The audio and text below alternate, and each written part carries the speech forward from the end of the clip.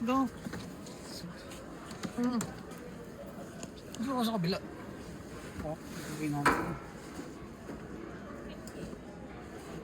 Wala pa ng 0.5. Paano yung mga pasalubong ko sa inyo?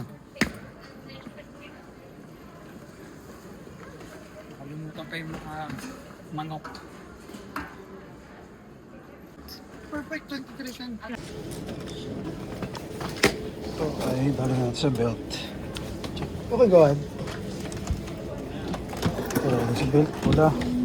Tsaka ito. Start. Print. Boarding pass. Hindi. Print. Bag tags. Oh, kailangan ko ng boarding pass. Dang it. So boarding pass na tayo. Printing boarding pass. Ayan, ganyan ang mga technique. Printing boarding pass tayo. No, printing, yun na. Uy, boarding pass. Dami natin boarding pass ha. Isa pa. Uy, aw, nasugatan pa.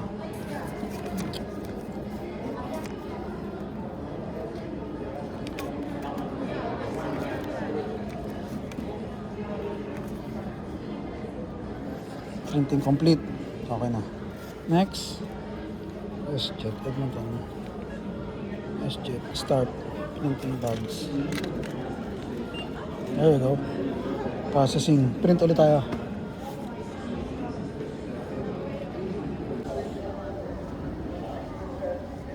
Sa sobrang kaligaligan ko, masusugatan pa ako doon sa paper cut.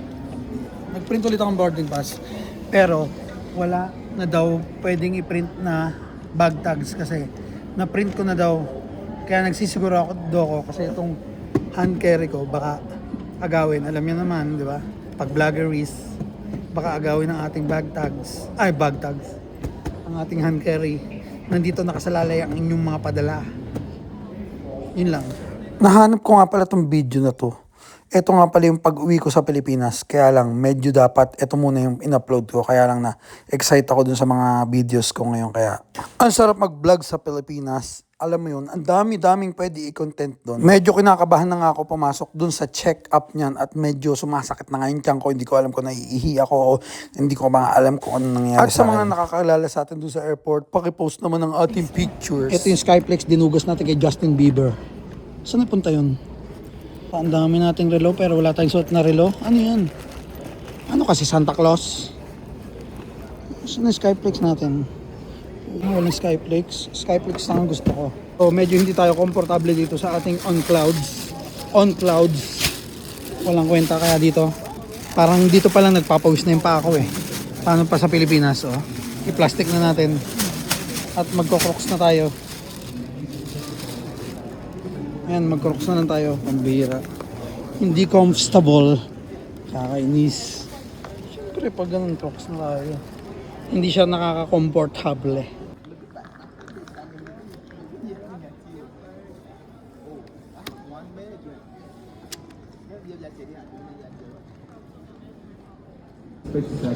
I'm not allowed to bring more than 10,000 in here, is it? Only 999. Yeah?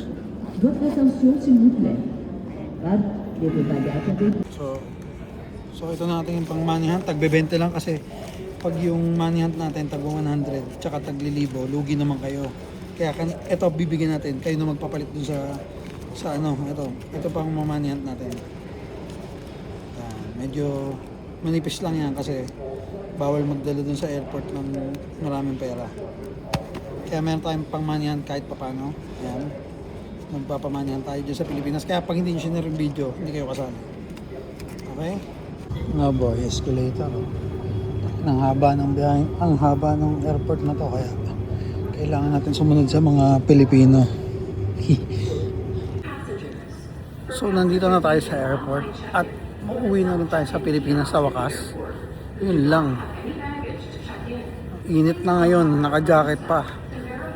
Mamamatay ka kakaporma. So ito ang flight namin, 34. Dito ako 34. Ganito kadami yung uuwi sa Pilipinas oh. Kapag nakita nyo, tingnan nyo na lang yung mga sarili nyo dyan. Yan. Ganyan ang kadami ang uuwi sa Pilipinas. Ang biyahe natin ngayon ay 17 hours, kaya 17 hours tayong tititig dyan sa screen na yan.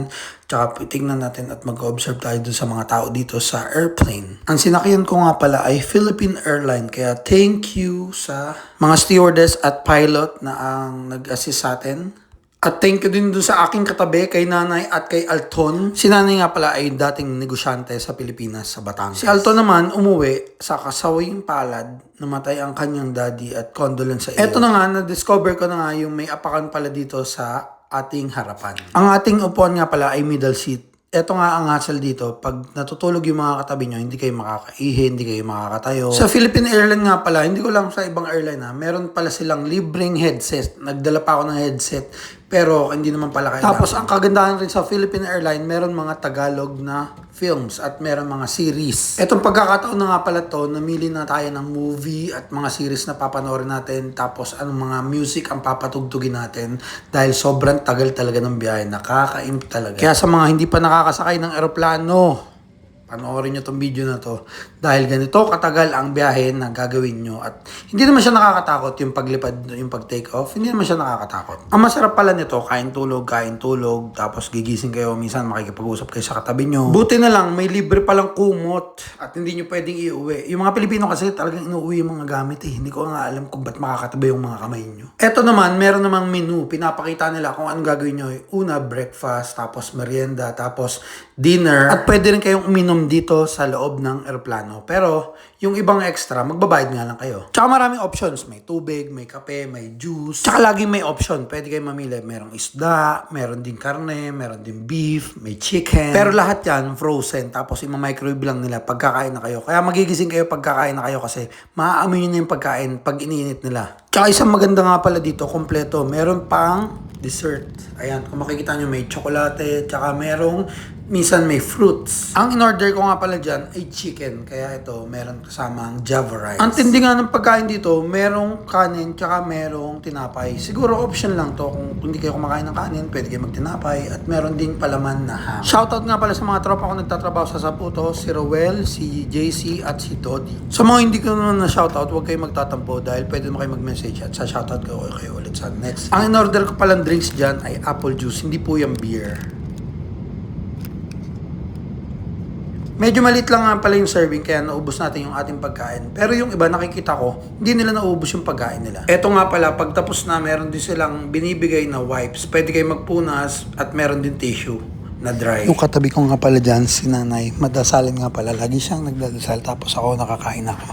Hindi pa ako nakakapagdasal kaya ayun, nagdadasal ulit ako. Gusto ko na nga i-edit yung video ko dito sa aeroplano pa lang kasi excited na talaga ako mapanood nyo pero hindi naman kayo nagko-comment. Pagkatapos yan, meron naman tagaligpit. Nakakapagod din maging stewardess. Ayan, hindi nyo pa nga nakikitang natulog ako. Ito na naman, may pagkain na naman isa-serve sa atin. Ito yung sinasabi kong dalawang option. May isda tsaka may pork. At as usual, pwede pa rin kayo umorder ng drinks, pwede rin alcohol. Kung nakita nyo, may band-aid yung ating kamay, gawa na paper cut tayo dun sa pagpiprint natin ng ating boarding pass. So, ito na ang merienda natin. Tinapay lang siya na may kasamang kape. Pwede kayo mamili pala ng kape or tea. Ang galing rin ng mga nagpapak nitong mga pagkain na to. Kaya shoutout sa inyo. Dati nga pala yung lolo ko dito nagtatrabaho sa Philippine Airlines. Tapos after naman ng lolo ko, yung namatay na siya.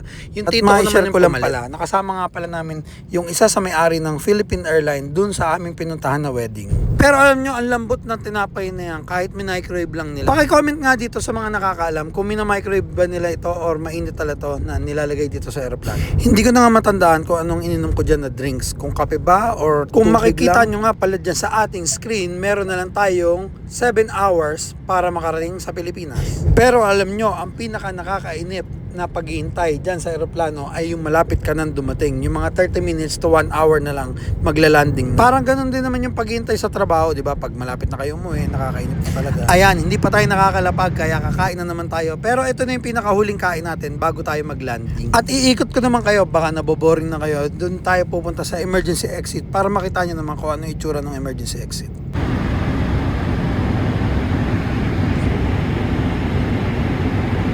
Sa sobrang kaboringan natin, sinubukan na natin makinig doon sa Mozart. Eto nga pala, ang Mozart nga pala ay pinapatugtog doon sa mga buntis kasi para tumalino ang kanilang mga. Pero ako, ang Mozart naman para sa akin ay pampatulog. Kasi nakakaantok yung mga kanta nila. Hindi ko nga rin alam yung mga taong nag-enjoy doon sa panonood ng concert ng mga gantong klase.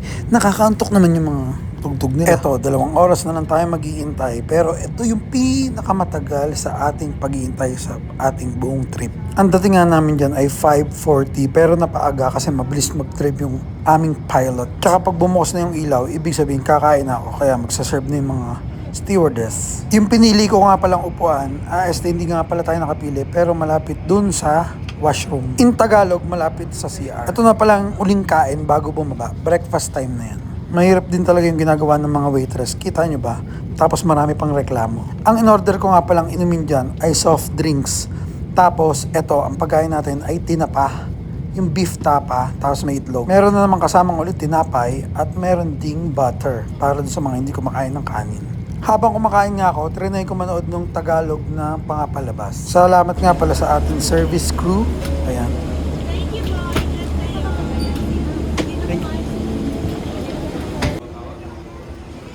Pre, batiin mo yung asawa mo.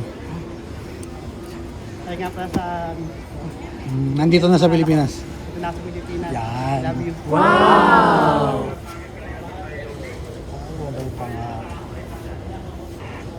Ito na yung parking, nakalabas na ako sa wakas. Terminal Banks. Dito lang tayo sa tabi. Tatambay muna ako dito.